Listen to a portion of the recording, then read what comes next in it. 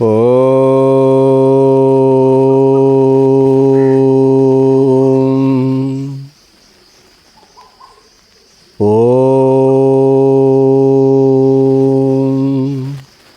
నారాయణ సమారంభాం వ్యాసశంకర మధ్యమాం అస్మదాచార్య పర్యంతాం వందే గురు పరంపరాం. శృతిస్మృతి పురాణానాం ఆలయం కరుణాలయం నమామి భగవత్పాదశంకరం లోకశంకరం. శంకరం శంకరాచార్యం కేశవం బాదరాయణం సూత్రభాష్యకృతౌ వందే భగవంతౌ పునః పునః. దివ్యాత్మస్వరూపులైన ప్రియ ఆత్మబంధువులారా, మనం కొంతకాలంగా ఈ ఆధ్యాత్మిక ప్రవచనములను జరుపుకుంటున్నాము. ఇందులో భాగంగా ఈరోజు మన ప్రస్తావన ఏమనగా, ఆదర్శవంతమైనటువంటి గురు శిష్యుల యొక్క సాంప్రదాయాన్ని మనకున్నంత పరిజ్ఞానంలో ప్రస్తావన చేద్దాం. నేడు సనాతన కాలం నుండి కూడా మన భారతదేశంలో ఈ గురు శిష్యుల సాంప్రదాయం అనేది పరంపరాగతంగా సాగుతూనే ఉంది, నేడు సాగుతూ కూడా ఉంటుంది. గురువు యొక్క లక్షణములు ఎలా ఉండాలి అంటే, ముండకోపనిషత్తు భాష్యములోనే సెలవిచ్చారు శంకరాచార్యుల వారు. సా గురుమేవా విగచ్చేత్ సమిత్పాణి శ్రోత్రియం బ్రహ్మనిష్టం అన్నారు. గురువుకు లక్షణములు ఉపనిషత్తే చెప్పడం జరిగినది. సహనము, ఓర్పు, నిరంతరము బ్రహ్మచింతన, స్వస్వరూపానుసంధానపరుడై ఉండాలంట గురువు. నిరంతరము బ్రహ్మభావనలో అలా తనలో తాను రమిస్తూ, నిరంతరము బాహ్యచింతనలను విడనాడి అంతర్ముఖుడై తన యందు తానే రమిస్తూ, మరి అజ్ఞానములో ఉన్నటువంటి శిష్యులకు జ్ఞాన మార్గాన్ని బోధించే గురువు సద్గురుడై ఉండాలి, తత్వవేత్త అయి ఉండాలి, తత్వదర్శి అయి ఉండాలి అని చెప్పి శాస్త్రాలు మనకు బోధిస్తాయి. గురువు యొక్క లక్షణములు ఇంకా అనేక విధంగా గురుగీతలో పరమేశ్వరుడు పార్వతీదేవికి ఎంతగానో ప్రబోధించారు. మీరు ఒక్క పర్యాయము గురుగీతను అధ్యయనం చేయగలరనే నేను మనవి చేసుకుంటున్నాను. అయితే సశిష్యుడు ఎలా ఉండాలి అంటే, సంపూర్ణమైనటువంటి దైవమునందును గురువునందును విశ్వాసపాత్రుడై ఉండాలి. యదా దేవే తదా గురువు అన్నట్టుగా సాధన సంపత్తి కలిగి శ్రద్ధకు పెట్టింది పేరై ఈ భవసాగరము నుండి తరించి ఉద్ధరింపబడాలి, శ్రేయస్సును పొందాలి అనేటువంటి తీవ్రాతి తీవ్రమైనటువంటి ముముక్షత్వం కలిగి ఉండాలి. మరి పరీక్షిన్ మహారాజు ఏట నిమిత్తం అరణ్యానికి వెళ్ళినప్పుడు అక్కడ శ్రామికి మహర్షి ఆశ్రమాన్ని దర్శిస్తాడు. అది మంచి వేసవి కాలం అని చెప్తారు. అక్కడ ఆశ్రమంలో ఎవరూ లేరు, ముని తపోనిష్టలో ఉన్నారు. మరి ఆయనకు అప్పటికే కలి ప్రవేశించి ఉన్నది, తాను పెట్టుకున్నటువంటి కిరీటమునందు. అక్కడ చచ్చిపడి ఉన్నటువంటి ఒక సర్పమును తపోనిష్టలో ఉన్నటువంటి శ్రామిక మహర్షి యొక్క మెడలో వేస్తాడు. చిన్నపిల్లలతో ఆడుకుంటూ ఉన్న తన కుమారుడైనటువంటి శృంగి వచ్చి చూస్తాడు. చూసి భయభ్రాంతుడై, ఎంతో ప్రసన్నంగా ప్రశాంతంగా అరణ్యములో ఉండి మా తండ్రి గారు తపోనిష్టలో ఉంటే ఈ రాజులకు ఇంత అహంకారమా? మేమెవరికి అపకారం చేయకపోయినప్పటికీ కూడా ఈ సర్పాన్ని మెడలో వేశాడు, ఇంత అహంకారమా క్షత్రియులకు అని చెప్పి ఇదే సర్పముతో 7 రోజుల్లో మృత్యువాత పడుగాక అని శపిస్తాడు. తండ్రి గారు సమాధి నుండి బయటకు వచ్చిన తర్వాత ఈ విషయం తెలుసుకొని కుమారుణ్ణి మందలించి, నాయన, రాజుగారి యొక్క పాలనలో ఉన్నాం మనము, పైపెచ్చు రాజుగారు మన ఆశ్రమాన్ని దర్శించాలని వచ్చారు, వారికి మనము అతిథి సత్కారాలు జరిపించాలి. మరి శపించడం ధర్మం కాదు కదా. రాజు మనకు అతిథి, అందులో వారి పాలనలో మనం ఉన్నాము. రాజు కన్నతండ్రి వంటి వాడు అని చెప్పి కొన్ని హితవచనములు చెప్తాడు. నీవు నీ శాపాన్ని ఉపసంహరించుకోమంటాడు. తండ్రి గారు నాకు శపించడమే కానీ తిరిగి ఉపసంహారం చేసుకునే శక్తి లేదంటాడు. మరి ఈ వార్తనైనా నీవు రాజుగారికి అందవేయమంటాడు. ఈ విషయాన్ని రాజుగారికి అందవేస్తారు. తాను ధరించినటువంటి కిరీటములో ఈ కలిపురుషుడు ప్రవేశించాడు కనుక ఆ కిరీటాన్ని కింద దించి పెట్టిన తర్వాత ఈయనకు పశ్చాత్తాపం మొదలవుతుంది. నేను అరణ్యానికి వెళ్ళడం ఏమిటి, ముని ఆశ్రమాన్ని దర్శించడం ఏమిటి, ఎంతో ప్రశాంతముగా ఉన్న ముని యొక్క మెడలో ఈ సర్పాన్ని వేయడం ఏమిటి, ఇదంతా అహంకారమే కదా, ఇది నాకు జరగవలసినటువంటి ప్రాయచిత్తమే అని చెప్పి పరీక్షిత్ మహారాజు ఎంతగానో పశ్చాత్తాపడి సర్వాన్ని విడనాడి నారసీరలు ధరించి గంగానదీ తీరమున దర్భాసనం పరుచుకొని ఉత్తరాభిముఖుడై వజ్రాసనములో మరి ప్రాయోపవేశ దీక్ష పూని ఇక మరణించే వరకు నేను భగవన్నామ స్మరణ చేసుకొని శరీరాన్ని వదలాలని తీవ్రాతి తీవ్రమైనటువంటి ముముక్షత్వం, సాధన సంపత్తి, వైరాగ్యం మెండుగా ఉండడం వల్ల ఆయన గంగానదీ తీరములో వెళ్ళి కూర్చున్నారు. మరి ఆయన చుట్టూ మునులు, మునీశ్వరులు, ఎందరో మహానుభావులు వచ్చున్నారు. అందులో వ్యాస మహర్షి కూడా ఉన్నారు. మరి షష్శిష్యుణ్ణి గురువు ఎత్తుక్కుంటూ వస్తారనేటువంటి ఒక నియమం ఉన్నది. సద్గురువు షష్శిష్యుడు, గురువును శిష్యుడైనా అన్వేషించవచ్చు, షష్శిష్యుణ్ణి గురువైనా అన్వేషిస్తూ వెళ్ళవచ్చు. ఇది మరి శాస్త్రములో ఉన్నటువంటి ఒక నియమం. కాబట్టి సర్వాన్ని త్యజించి సంపూర్ణ వైరాగ్య పురుషుడై సంపూర్ణ సాధన సంపత్తి కలిగి ఉన్నందున దయామయుడైన పరమేశ్వరుడు సమస్త జీవులలో ప్రకాశిస్తూ ఉండడం వలన మరి ఎవరికి ఎప్పుడు ఎవరి ద్వారా ఆత్మతత్వాన్ని బోధించాలి, ఎవరికి ఏ విధమైనటువంటి సందేశం ఇవ్వాలి అనేటువంటి నిర్ణయము మరి నియంత పరమాత్మ కాబట్టి అటువైపుగా గంగానదీ తీరం వైపుగా సుఖమహర్షి వెళ్ళడం జరుగుతుంది. సుఖమహర్షి ఒక్క నిమేషకాలం కూడా ఒకచోట ఉండేవారు కాదు. వారు పరమహంస పరివ్రాజకాచార్యులు, అవధూత చక్రవర్తి.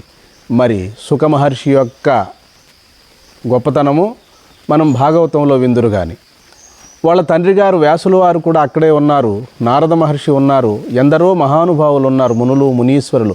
అయినప్పటికీ కూడా ఆ గురుపీఠాన్ని ఎవరు అధిరోహించలేదు. అవధూత చక్రవర్తి అయినటువంటి పరమహంస పరివ్రాజకాచార్యులైనటువంటి ఆ సుఖ మహర్షి ఆ గురుపీఠాన్ని అలంకరించి, సుఖ మహర్షి వారి తండ్రి గారు పెట్టినటువంటి నామధేయము సుఖ మహర్షి అంటే అందులో అంతరార్థం ఎంతో ఉంటుంది. ఇక అడగకుండానే బోధన మొదలుపెట్టాడు. అదే భాగవత సప్తాహం అని అక్కడ నుంటే మనకు ప్రారంభమవుతుంది.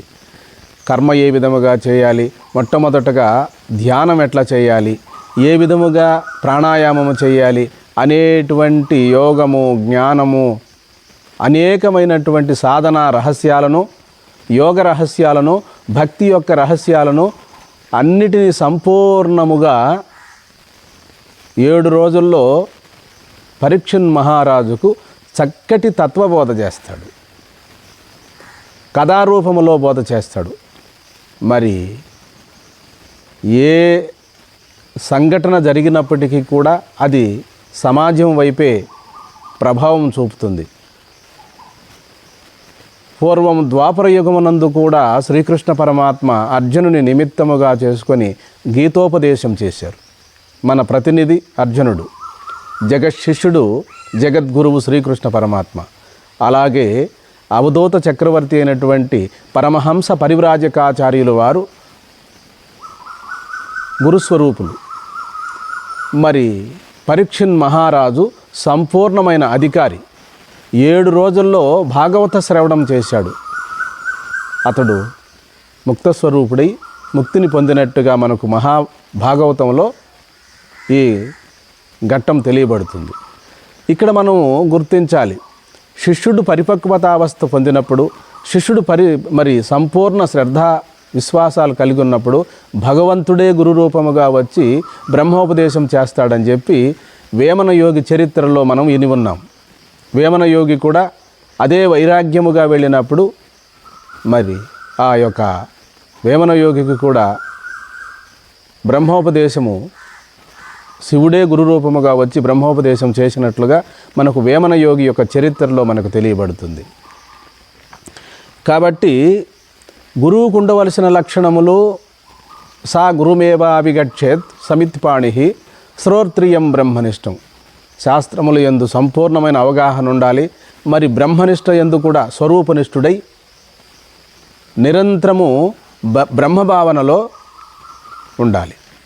కాబట్టి ఇటువంటి వారి యొక్క ఆదర్శవంతమైనటువంటి గురు శిష్య సంబంధమే నేడు సమాజంలో ఎంతో ప్రశస్తమై ప్రామాణికమై ఆచంద్రార్కమై ప్రకాశిస్తూ ఉంది.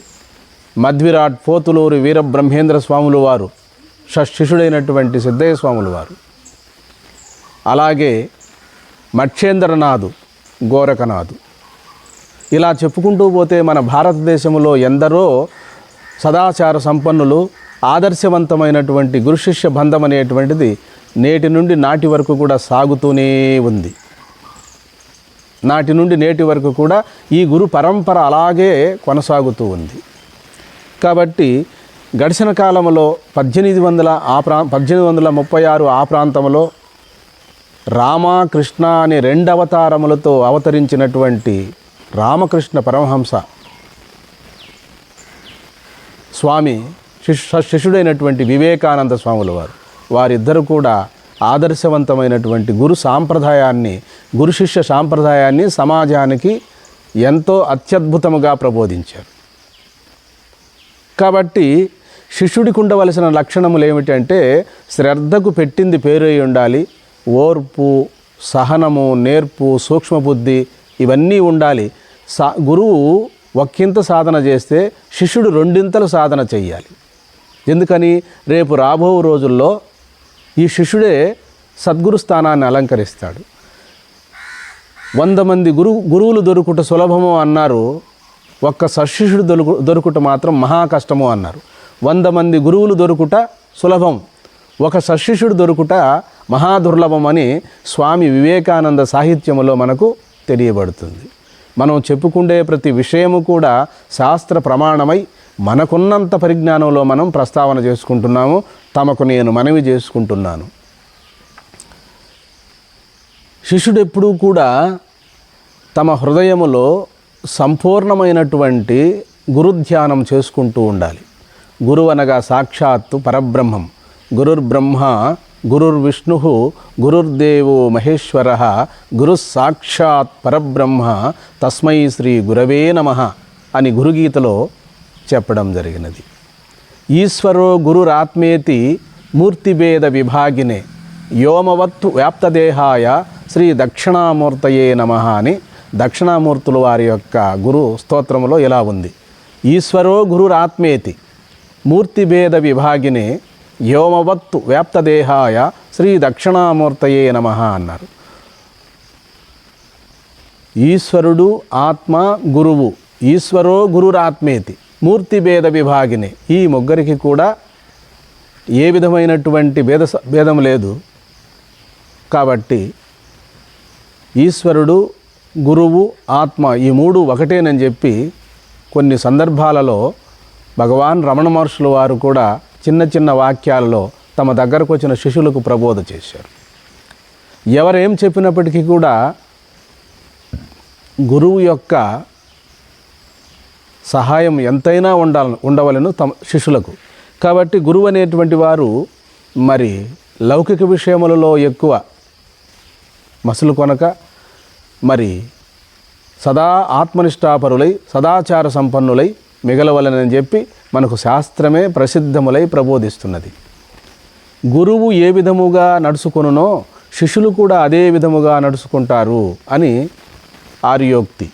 కాబట్టి మరి మనం ఈనాడు గురు శిష్య బంధాన్ని గురించి, గురు శిష్యుల యొక్క ఆదర్శాన్ని గురించి మనకున్న పరిజ్ఞానంలో మనం ప్రస్తావన చేస్తున్నాము.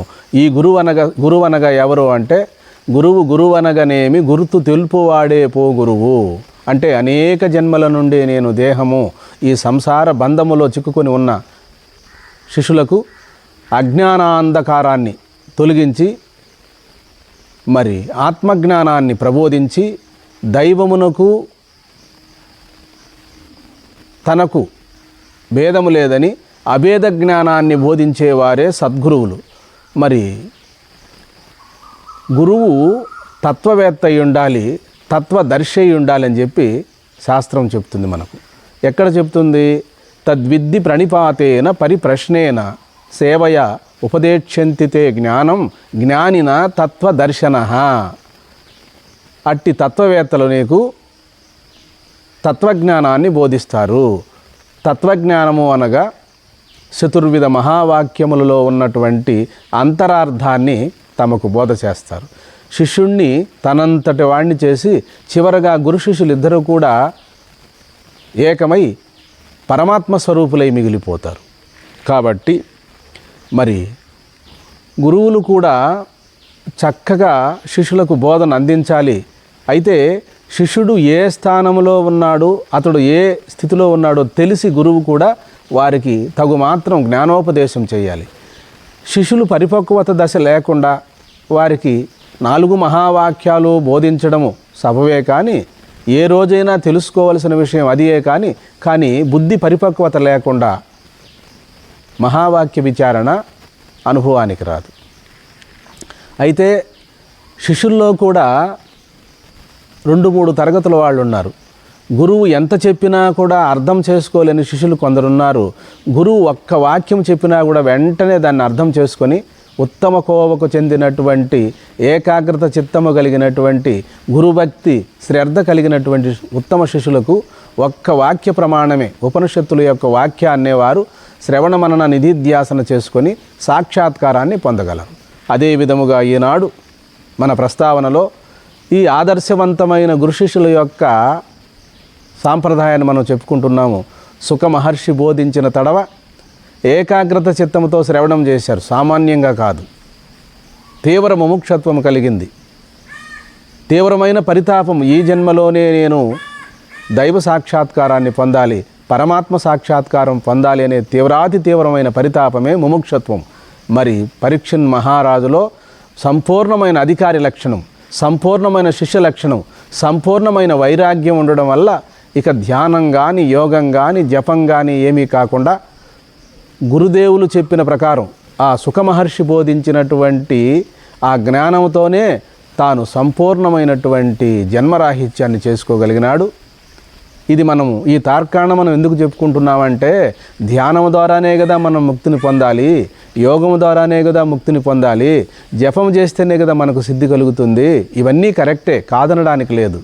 కానీ శ్రవణం ద్వారా కూడా ముక్తిని పొందినటువంటి మహానుభావులు ఎందరో ఉన్నారు. కాబట్టి ఇది కూడా ఒక మార్గమే. కేవలము శ్రవణ మాత్రేనా జ్ఞానం అని ఉపనిషత్తుల యొక్క ప్రతిపాదన. ముండకోపనిషత్తు భాష్యములో శంకరులు వారు ఇలా సెలవిచ్చారు: తమకు నేను అనేక పర్యాయములు విసుగు విరామం లేకుండా తమకు నేను మనవి చేసుకుంటూనే వస్తున్నాను. వాక్యార్థ జ్ఞాన సమకాల ఏవతు పర్యవుషితో భవతి. వాక్య ప్రమాణం చేతనే ఆత్మజ్ఞానం కలుగుతుంది. ఇక అతను ఇంకొక సాధన చేయనక్కరలేదు. అలాగే గురువు ద్వారా ఆత్మవిచారణ చేసుకొని స్వరూపనిష్ఠుడై ఉన్న తర్వాత అన్ని శాస్త్రముల యందు మనకింకా అవకాశం లేదు. కాబట్టి పతంజలి మహర్షి చెప్పినటువంటి యోగ శాస్త్రాలు కానీ, హఠయోగ ప్రదీపక కానీ, యోగ గ్రంథాలు కానీ ఇవన్నీ మంచివే. మరి సరైన గురువు ద్వారా మనము తత్వాన్ని తెలుసుకున్న తర్వాత ఇక అన్ని శాస్త్రములతో పని లేదు అంటుంది శాస్త్రమే. కాబట్టి మనం ఏం చేయాలి అంటే, మరి సరైన సద్గురువును సమాశ్రయించాలి. వారికి 4 విధములైనటువంటి శుశ్రూష, స్థాన శుశ్రూష, అంగ శుశ్రూష, భావ శుశ్రూష, ఆత్మ శుశ్రూష ఈ 4 విధములైనటువంటి శుశ్రూషలను మనం అంకిత భావనతో చేసినప్పుడు మరి స్థాన శుశ్రూష, తానుండే ప్రదేశాన్ని శుభ్రంగా ఊడ్చి శుభ్రం చేసి ఉంచడం, ఆశ్రమాలలో పవిత్రంగా పెట్టుకోవడం, గురువుగారికి స్నానం చేసేటప్పుడు వస్త్రాలు కావలసిన విషయాలన్నీ అందజేయడం అంగ శుశ్రూష. భావ శుశ్రూష, గురువు గారికి ఎప్పుడు ఏది ఏ సమయంలో కావాలనో అది అందజేయడం. గురువును దైవంగా భావించడమే కానీ మానవ మాతృడుగా భావించకూడదు. కాబట్టి మరి భావ శుశ్రూష, భావము అంటే కేవలం ఆ భావంతో పాటు అన్నపానీయులు అందించడమే కాదు. భావం అంటే గురువుగారు నిరంతరము ఆత్మభావనలో ఉన్నాడు. మరి బాహ్యంగా గురువుగారికి కావలసినటువంటి భావానికి సరిపడేటువంటి వస్తు సముదాయాన్ని అందించడమే కాదు, ఆహార పానీయములు అందించడమే కాదు. గురువుగారు నిరంతరము బ్రహ్మభావనలో ఉన్నాడు కదా, మరి శిష్యుడు కూడా ఆ బ్రహ్మభావనలో ఉండాలి. స్థాన శుశ్రూష అనగా కేవలము ఆశ్రమాల్లో ఊడ్చి శుభ్రం చేసి పవిత్రంగా మంచినీళ్ళు తెచ్చిపెట్టి ఆ మేరకే ఆగిపోకూడదు. ఆ స్థానములో తాను తపస్సు చేసి సిద్ధత్వాన్ని పొందాడు. కాబట్టి ఆ స్థానము అంటే స్థాన శుశ్రూషలో 2 భావాలు ఉంటాయి, బాహ్యార్థము, అంతరార్థము. ప్రతి విషయములో కూడా బాహ్యార్థము, అంతరార్థము. ఇక ఆత్మశుశ్రూష అనగా గురువుగారు ఏ ఉపనిషత్తుల జ్ఞానాన్ని పొంది జనన మరణ ప్రవాహము నుండి విడుబడి కైవల్య పదాన్ని పొందాడో అట్టి స్థితిని అందుకోవడమే నిజమైన ఆత్మశుశ్రూష. స్థాన శుశ్రూష, అంగ శుశ్రూష, భావ శుశ్రూష, ఆత్మశుశ్రూష అనే 4 విధములైనటువంటి చతుర్విధ మహావిధములైనటువంటి శుశ్రూషలు చేసి గురువునకు సంతోషాన్ని కలిగించి వారి ద్వారా ఆ సూక్ష్మాన్ని, జన్మరాహిత్యాన్ని చేసుకోవలసినదిగా నేను మనవి చేసుకుంటున్నాను. కాబట్టి సమయపాలన, ఏ టయానికి లేవాలి, ఏ టయానికి ఆహారం తీసుకోవాలి, ఏ ఆహారం తీసుకోవాలి, సమతుల్యమైన ఆహారం తీసుకోవాలి. ఏ ఆహారం అంటే ఆహారం తీసుకున్నప్పుడు మనసు వికల్పం చెందుతుంది. కాబట్టి ఆహారంలో కూడా ఉప్పు, పులుపు, కారము సమపాళ్లలో ఉండాలి. సమతుల్యమైన ఆహారం కావాలి. రాగులు, సజ్జలు, జొన్నలు, అరికలు, సామలు ఇటువంటి మన పూర్వీకులు, మన వాళ్ళు పెద్దలు ఏమి తీసుకున్నారో, ఎంత బలిష్టంగా, ఎంత దృఢంగా, ఎంత ఆత్మస్థైర్యంతో జీవించారో ఆ విధముగా మనం కూడా వెనక్కి వెళ్ళాలి. ఇప్పటి కాలంలో వెనక్కి వెళ్ళి ఆహారాన్ని సమతుల్యంగా తీసుకోవాలి. ఆహారం కూడా నమ్రతాభావనతో, దైవభావనతో భుజించాలి. మితాహారము, దైవార్పిత ఆహారము, న్యాయార్జిత ఆహారం మా గురుదేవులు విద్యాప్రకాశానందగిరి స్వాముల వారు సెలవిచ్చారు. ఆత్మ దర్శనం కావాలన్నా నీకు ఆహార నియమం కావాలి, మనోనియమం కావాలన్నా ఆహార నియమం కావాలి.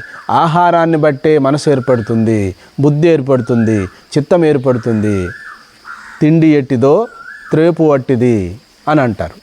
కాబట్టి ఆహారం ఎంతైనా మనకు ఉపయోగపడుతుంది. ఆధ్యాత్మిక జీవన విధానములో జీవిత లక్ష్యాన్ని చేరుకోవడానికి ఆహారము ప్రథమ భూమికను పోషిస్తుంది. కాబట్టి శుద్ధ సాత్వికమైన ఆహారము మితంగా, హితముగా తీసుకున్నప్పుడు అది సత్వగుణ ప్రధానం అవుతుంది. సత్వగుణ ప్రధానం కలిగిన వారికి తత్వము సంపూర్ణంగా అర్థమవుతుంది. రజోగుణం ఉన్నప్పుడు, తమో గుణం ఉన్నప్పుడు ఒకదాన్ని ఒక విధముగాను, మరొకదాన్ని మరొక విధంగాను గమనించి అర్థం చేసుకుంటాం. గురువులు ఒక విధంగా చెప్తే మనం మరొక విధంగా అర్థం చేసుకుంటాం. కాబట్టి తమో గుణానికి సంబంధించిన బద్ధకం ఉంటుంది మనకు, రజోగుణానికి సంబంధించిన చాంచల్యం ఉంటుంది. ఈ రెండిటిని దాటివేసి మనం సత్వగుణానికి రావాలి. సత్వగుణం నుండి కూడా విశుద్ధ తత్వానికి రావాలి. ఈ 3 గుణాలు కూడా మనిషిని బంధిస్తాయి. గుణములు అనగా త్రాళ్ళు, జీవుణ్ణి అనాది కాలం నుండి బంధించి వేసే త్రాళ్ళు. ఈ త్రాళ్ళను త్రెంచివేయడం ఎలాగంటే ఈ త్రాళ్ళు సామాన్యమైన త్రాళ్ళు కాదు. జన్మ జన్మలలో మరి బాగా దృఢపడినటువంటివి. వీటిని గురుసేవ వలన, ధ్యానం వలన, జ్ఞానం వలన, జ్ఞానాగ్ని దగ్ధ కర్మాణం అన్నారు. కాబట్టి గుణాల చేతనే జీవుడు బంధింపబడ్డాడు. కాబట్టి మనము మంచి శుద్ధ సాత్వికమైన ఆహారము, గురుసేవ, ప్రాతకాలంలో సన్నీటి స్నానము, భగవన్నామ స్మరణ, ఈశ్వరారాధన ఇవన్నీ చేయడం వల్ల భగవంతుడు దయామయుడు మనకు సద్బుద్ధిని, ఆత్మస్థైర్యాన్ని, జ్ఞాన నిర్వికల్ప సమాధిని మనకు అందిస్తాడు. పైపెచ్చు మనలో సంపూర్ణమైన వైరాగ్యం కూడా కలుగుతుంది. గురువునందు దైవమునందు సంపూర్ణమైన విశ్వాసం కూడా మనకు ఏర్పడుతుంది. సాధన చేసే కాలంలో ఉన్నట్టుండి సాధన ప్రోగ్రెస్ ఆగిపోతుంది. చాలామంది శిష్యులు అక్కడే భయపడతారు. ఈ విషయాన్ని స్వామి వివేకానంద తమ రచనల్లో చెప్పారు. సాధకులకు సాధన చేసే కాలంలో ఎన్నో సమస్యలు ఎదురవుతాయి. నిద్ర వస్తుంది, మరి ధ్యానం ఎందుకులే చేసేది అనుకుంటారు. మరి కొన్ని సందర్భాల్లో ఉన్నట్టుండి సాధన దశ ఆగిపోయి నిస్సారం అనిపిస్తుంది. అప్పుడు భయపడక మరి ఈశ్వర అర్పణతో మరి పూజ, ఈశ్వరునికి ధ్యానం చేయడం, మరి ఇవి పంచామృత అభిషేకం చేయడం కానీ, ఈశ్వర అర్చన చేయడం కానీ, మరి శరణాగతితో ఈశ్వర ఆరాధన చేసినప్పుడు ఆటంకాలు తొలగిపోతాయి. ప్రప్రథమున సాధనలో వచ్చేటువంటిది అజాగ్రత్త, సోమరితనము, నిద్ర, ప్రాలుమాలిక ఇవన్నీ వస్తాయి. అజీర్ణము, మరి మనసు చాంచల్యముగా ఉండడము, మరి ఎక్కడికో వెళ్ళిపోవాలనేటువంటి ఆలోచనలు రావడము, ఇవన్నీ కూడా ప్రారంభ దశలో మన ఋష్యాదులకు వచ్చాయి. వాళ్ళే మనకు అందజేశారు. కాబట్టి మన ఋష్యాదులను మనం చూడలేదు. మరి స్వామి వివేకానందను, రామకృష్ణ పరమహంసను మన తాతలు ముత్తాతల కాలంలో ఉన్నారు. అలాగే గురుదేవులు రామకృష్ణ పరమహంస ఎన్నో విషయాలను అందజేశారు మనకు. ధ్యానం చేయండి, నామజపం చేయండి, ప్రార్థనలు చేయండి, మరి మీకు ఆత్మదర్శనము, ఆత్మసాక్షాత్కారం కలిగి తీరుతుంది. కుండలిని ప్రబోధం కూడా కలుగుతుంది. మరి మన ప్రవచనాలలో కుండలిని ప్రబోధం ఎందుకు చెప్తున్నామంటే, ఈనాటి కాలంలో చాలామంది శిష్యులు ఆ యొక్క మహిమలు చూపే గురువులే మనకు గొప్పవాళ్ళు అని చెప్పి వెళుతున్నారు. మహిమలు కేవలము భౌతికమైనవి, సాపేక్షకములైనవి, నిరపేక్షము కాదు. ఈ మహిమల వలన మానవుడు ఎప్పుడైనా కూడా పతనమయ్యే అవకాశం ఉంది. ఇవి పతనహేతువే కానీ మోక్షహేతువు కాదు.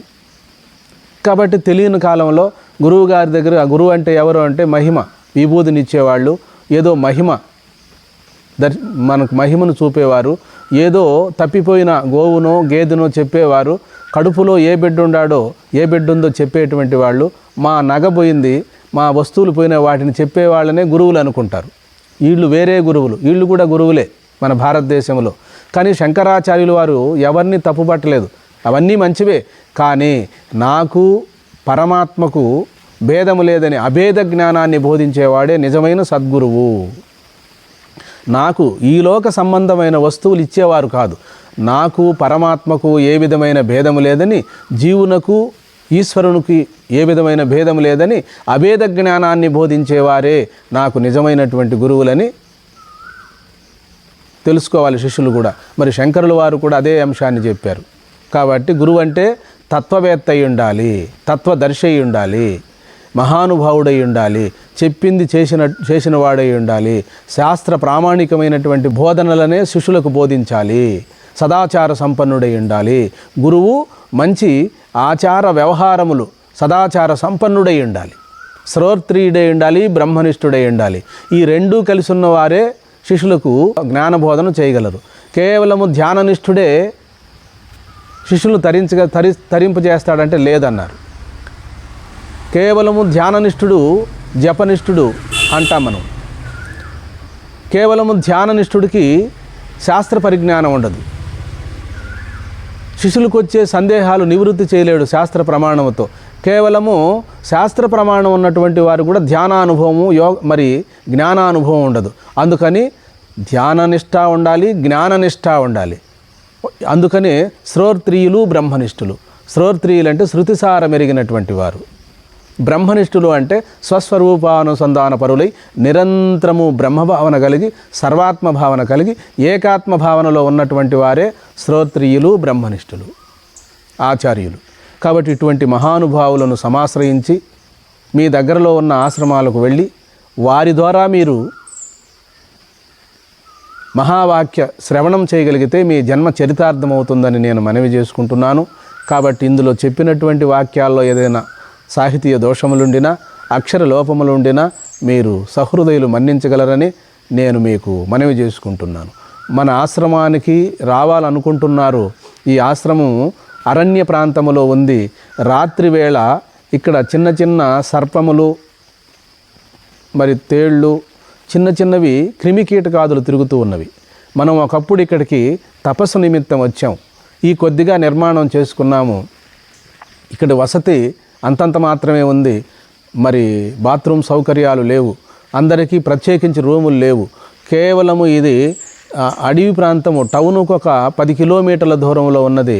మరి కేవలం ఆటో సౌకర్యమే ఉన్నది. బస్సులు కానీ మరి ఇతరత్ర ఏ ట్యాక్సులు కానీ రావు. కాబట్టి మీరున్న చోటనే మీరుండి టయాన్ని వేస్ట్ చేసుకోకుండా మేము చెప్పే ఈ వాక్యాల్లో మీకు ఏదైనా నచ్చి ఉన్నట్లయితే, మీకు మంచి అనిపిస్తే వీటిని తీసుకొని మీరు ఆచరించండి. మీ జన్మ చరితార్థం చేసుకోండి. ఈనాటి కాలంలో ఎందరో మహాత్ములు యూట్యూబ్ పుణ్యమా అన్నట్టుగా మంచి మంచి ఆశ్రమాలు, అన్ని విధాల సౌకర్యంగా ఉండేటువంటి ఆశ్రమాలు ఉన్నాయి. అక్కడ శ్రోత్రియులు, బ్రహ్మనిష్ఠులైనటువంటి సద్గురువులు కూడా ఉన్నారు.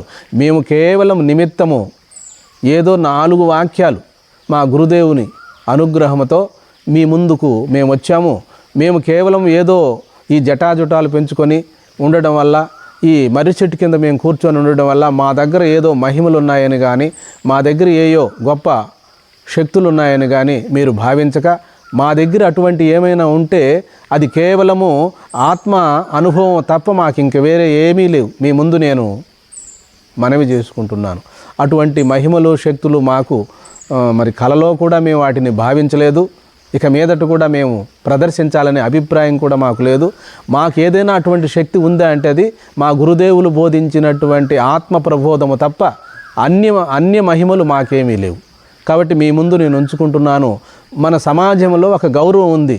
మరి కాషాయం కట్టుకున్న, జటాజుటాలు పెంచి ఉన్న, మరి మంచి రుద్రాక్షమాలలు ధరించి ఉండిన, చేతిలో కమండలము, యోగదండము ఇలాంటివి చూసిన ప్రజలు వీరు మహాత్ములు, వీరికి ఎన్నో మహిమలు, శక్తులు, ఎక్కడెక్కడ ఏం జరిగేది కూడా తెలుస్తూ ఉంటుందని ఒక నానుడి ఉంది మనకు. ఇది తప్పేం కాదు. మరి సనాతన కాలంలో మన ఋష్యాదులు అణిమాది అష్టసిద్ధులను సంపాదించారు, జ్ఞానాన్ని సంపాదించారు, పరిపూర్ణులై సర్వజ్ఞులైనారు. మనం సామాన్యులు. ఈ కలియుగంలో అంతటి శక్తి, అంతటి యోగ్యత తక్కువగా ఉంది. కానీ ఉన్నారు ఎక్కడో కొంతమంది. అయినప్పటికీ కూడా మేము సామాన్యులము. మా గురుదేవుని అనుగ్రహం చేత, వారి కృపచేత 4 వాక్యాలు మీకు బోధిస్తున్నాము. ఈ సన్యాస ధర్మంలో మేము తరించి సమాజాన్ని తరింపచేయాలనే ఉద్దేశ్యముతో మీ ముందుకు యూట్యూబ్ ముందుకు వచ్చామే కానీ, మాకు జనాలు ఎక్కువ రావాలని కానీ, మా పేరు ప్రతిష్టలు, కీర్తి ప్రతిష్టలు పెరగాలని కానీ, మాకేదో ధన సంపద రావాలని కానీ మేము ఎన్నడూ కోరుకోబోము. మాకున్న శిష్యులు దగ్గరున్నటువంటి వాళ్ళే, ఏదో వాళ్ళు ఇచ్చేటువంటి ఆశ్రమం నిమిత్తం జరిగితే చాలు. ఇంకా ఇంతకంటే ఎక్కువ మేము ఆశించము. మేము వ్యక్తి వికాసమా, సమాజ వికాసమా అని 2 శబ్దాలు ఉన్నాయి. వ్యక్తి వికాసము చేతనే సమాధి వికాసం అవుతుంది. కానీ సమాజాన్ని ఉద్ధరించాలని చాలామంది ప్రయత్నిస్తారు. తన దగ్గర ఉంటేనే దైవశక్తి కానీ, ఆత్మశక్తి కానీ సమాజాన్ని ఉద్ధరించగలరు. తనకే లేనప్పుడు సమాజాన్ని ఎట్లా ఉద్ధరించగలరు? తన దగ్గర ప్రసాదం ఉంటేనే ఇంకొకరికి పెట్టగలరు. తన దగ్గర ధనం ఉంటేనే ఇంకొకరికి ఇవ్వగలరు. మరి ఏమీ లేనప్పుడు ఇంకొకరికి ఎట్లా బోధించగలరు? కాబట్టి తన్ను తాను ముందుగా ఉద్ధరించుకోవాలి. ఉద్ధరే ఆత్మానాత్మం అన్నట్టుగా. కాబట్టి మీకు నేను సవినయముగా మనవి చేసుకుంటున్నాను. మరి మీరు అక్కడే ఉండి, మీరున్న చోటనే మీరుండి ధ్యానం కానీ, యోగం కానీ, జపం కానీ మీరు ఆచరించి, ఏది సత్యమో ఏది నిత్యమో తెలుసుకొని, ఇక్కడే మీరు దృక్స్వరూపులై, మీరు సర్వాత్మ భావనలో, ఏకాత్మ భావనలో మిగిలిపోగలరనే నేను మనవి చేసుకుంటూ, మరి గురు శిష్యుల యొక్క సాంప్రదాయాన్ని మీరు ఆదర్శవంతంగా తీసుకొని, మీరు ఏ గురువును ఆశ్రయించున్నారో, సమాశ్రయించున్నారో వారికి మంచి సేవను చేసుకుంటూ, వారికి సేవ చేసుకుంటూ ఈ జన్మలోనే మీరు తరించగలరనే నేను మనవి చేసుకుంటున్నాను. సర్వే జనాః సుఖినో భవంతు, లోకా సమస్తా సుఖినో భవంతు. హరి ఓం.